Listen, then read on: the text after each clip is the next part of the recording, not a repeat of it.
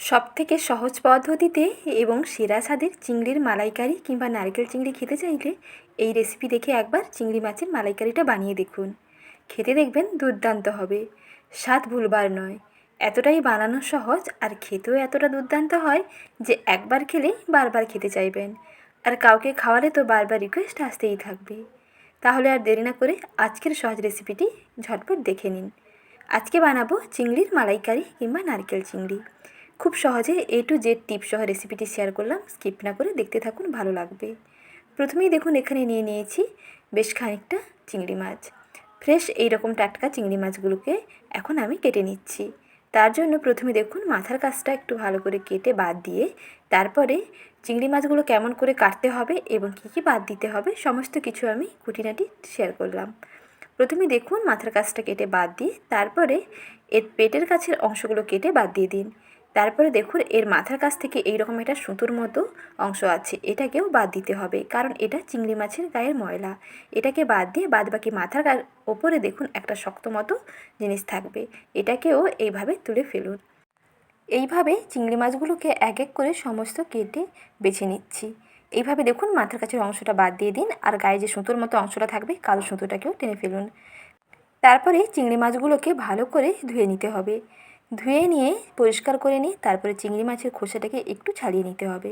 তবে এখানে কিন্তু পুরো খোসাটা ছাড়াবো না, তাহলে চিংড়ি মাছটা আকারে অনেক ছোট দেখাবে। তাই পুরো খোসাটাকে না ছাড়িয়ে পেটের কাছ থেকে দুটো খোল টেনে বাদ দিলেই হবে। দেখুন এইভাবে থাকবে, আর লেজের কাছের অংশটা থাকবে, এতে দেখতেও ভালো লাগবে। আর চিংড়ি মাছের মাথাটা এবং লেজটা থাকলে চিংড়ি মাছটা দেখবেন ভেঙে যাবে না।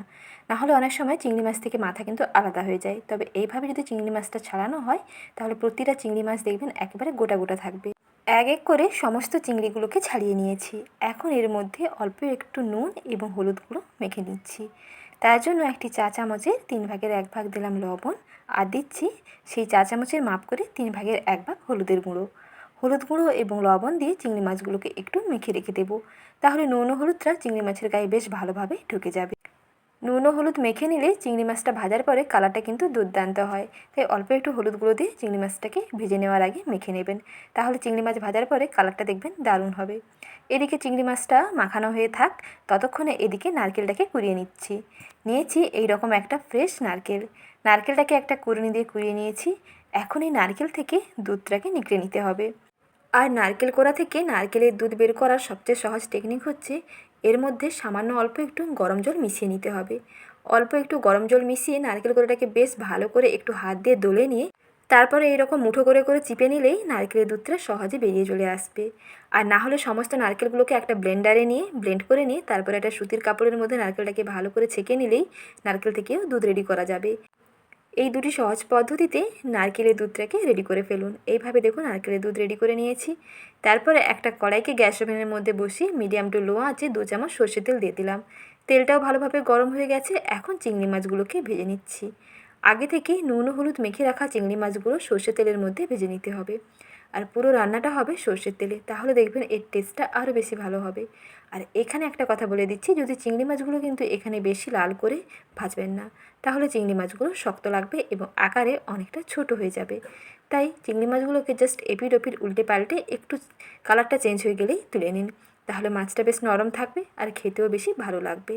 তাই এর থেকে কিন্তু বেশি লাল করে ভাজবেন না, তাহলে চিংড়ি মাছটা বেশি শক্ত হয়ে যাবে। দেখুন এইরকম ভেজে তুলে নিয়েছি। তারপরে ওই কড়াইতে আরও কিছুটা সর্ষের তেল দিয়ে দিলাম। প্রথমে সর্ষের তেলটাকে হাই হিটে গরম করে নিতে হবে, তাহলে এর কাঁচা গন্ধ এবং ঝাঁঝটা অনেক কমে যাবে। তারপরে গ্যাসের আঁচটা কমিয়ে তেলটাকে একটু ঠান্ডা করে নিয়ে এর মধ্যে দিতে হবে গোটা গরম মশলা ফোড়ন। তার মধ্যে আমি এলাচ এবং লবঙ্গ দিয়েছি। ফোড়নটাকে একটু ভেজে নিই, তারপরে দিয়ে দিলাম আদা বাটা। 1 চামচ আদা বাটা দিচ্ছি, আর 3 চামচ দিলাম পেঁয়াজ বাটা।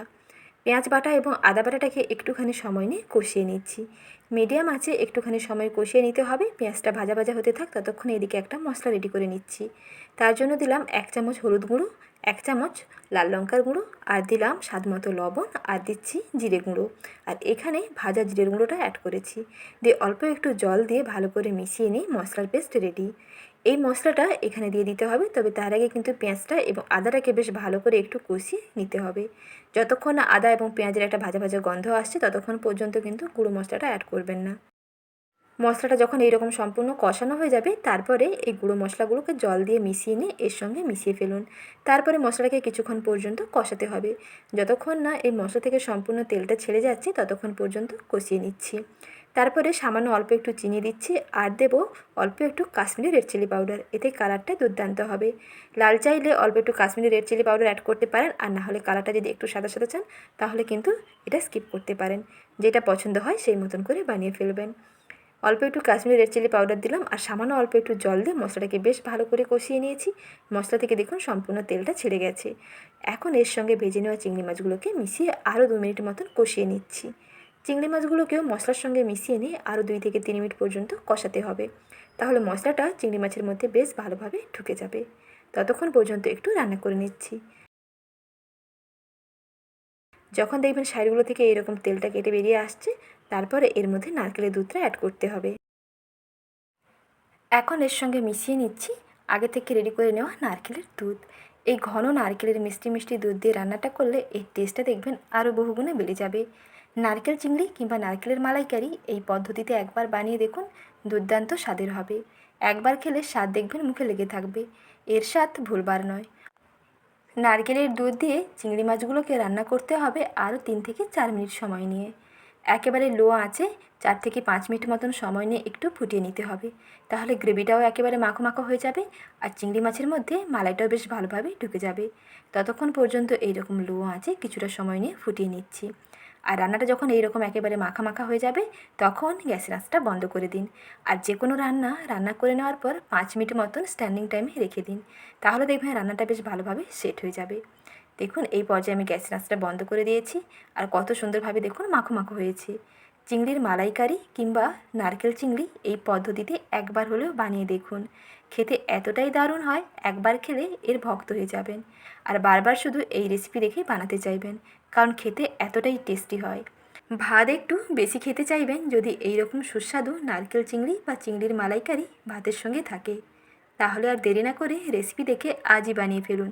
ভীষণ টেস্টি হবে। আর রেসিপিটি ভালো লাগলে একটি লাইক করবেন। ধন্যবাদ।